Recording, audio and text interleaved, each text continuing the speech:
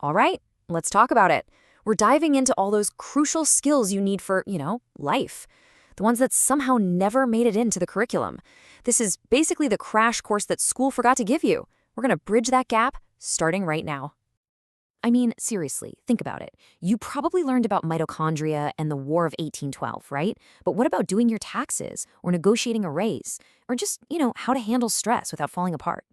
For most of us, there's this huge gap between what we learned in a classroom and what we actually need day to day. And if you want to see what that gap looks like in the real world, well, here it is. Over $3 trillion. That's the total consumer debt in the US. It's a massive, staggering number, and it screams one thing really loud: a major lack of financial literacy. It's like we were taught how to earn money, but nobody ever showed us how to manage it. So yeah, let's just call it what it is: the life skills gap. It's this empty space between the stuff we had to memorize for tests and the actual skills we need to build a life. In this explainer, we're going to build a bridge over that gap, and we're starting with the biggest piece of all. Yep, you guessed it. We're talking about money. Personal finance is hands down the number one thing people wish they'd learned in school. I mean, from budgeting to credit scores, getting a handle on your finances is pretty much the foundation for a stable adult life. And if you need any more proof of how badly this is needed, look at this: 40%. A recent Federal Reserve report found that 40% of Americans couldn't cover a surprise $400 expense. Let that sink in. One flat tire, one unexpected trip to the doctor, and almost half the country is knocked into a financial tailspin. So this is the goal. It's not about becoming some kind of Wall Street genius. It's about getting these fundamentals down. Things like, how do you actually make a budget and stick to it?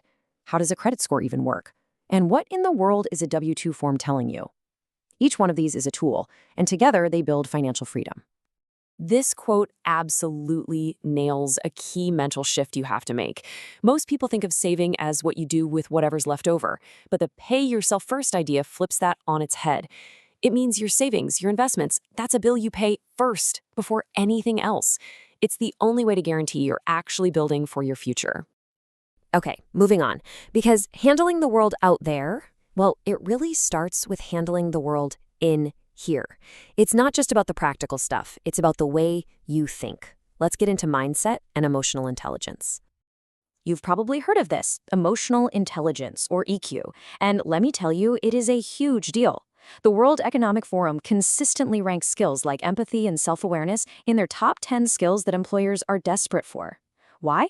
Well, because you can teach someone a technical skill, but it's way harder to teach them how to be a good human who works well with other humans. So what is it really? Psychologists break it down into these 4 pillars. It all starts with self-awareness, just knowing what you're feeling. Then comes self-regulation, actually managing those feelings. From there, you develop social awareness. That's empathy, being able to read a room. And all of that lets you build social skills to connect and communicate effectively. See how each one builds on the next? And this quote from psychologist Carol Dweck is just fantastic. It gets right to the heart of another crucial piece of the puzzle: having a growth mindset. It's this core belief that you're not stuck with the abilities you have right now, that you can always learn and improve. And here's what that looks like side by side. Someone with a fixed mindset sees a failure as proof they're not good enough.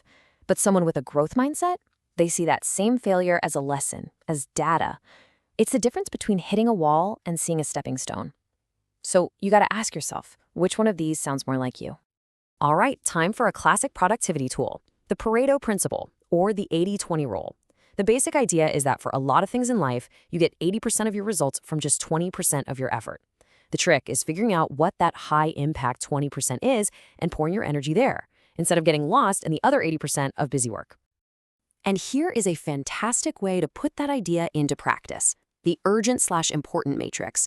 See, most of us live our lives in that top left box, the urgent and important one. We're constantly putting out fires.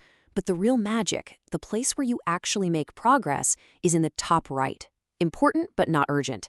That's where planning and prevention live. Spending more time there changes the whole game.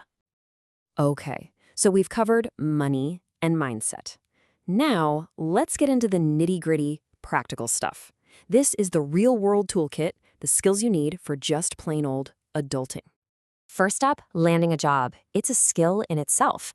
knowing how to write a resume that actually gets noticed, how to ace an interview, and, this one is so important, how to negotiate your salary. Seriously, not asking for what you're worth in that first job can literally cost you hundreds of thousands of dollars over your entire career.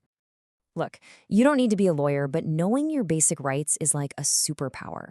Understanding what you're signing in a lease or knowing your rights as a renter, that can save you so much stress and money. This isn't about looking for a fight. It's about being able to confidently stand up for yourself. And then there's just simple self-reliance. Knowing how to change a tire on the side of the road or where the main water shutoff is when a pipe bursts. This isn't just about saving money on a mechanic. It's about that feeling of confidence, knowing that you can handle small emergencies yourself. And finally, there are some skills that aren't just for you. They're for everyone around you. Things like basic first aid, or being able to recognize the signs of a stroke, or even just knowing how to spot a scam to protect your family. Being able to see when a friend is struggling with their mental health, these are truly acts of community care. I love this quote from Einstein because it helps us look at this whole thing a different way. The point here isn't to feel bad about what we don't know. The point is to get excited about the idea that learning never, ever has to stop. So, instead of thinking of this as some sort of gap in your education, let's reframe it. It's not a hole, it's an open door. It's an invitation to stay curious, to teach yourself new things, and to build the life you actually want, one skill at a time. Your real education starts whenever you decide it does. And that really brings us to the final question. After all this, it's not about what you missed out on. It's about what you're going to do now. So, out of everything we talked about, what's the one skill you're gonna go learn first?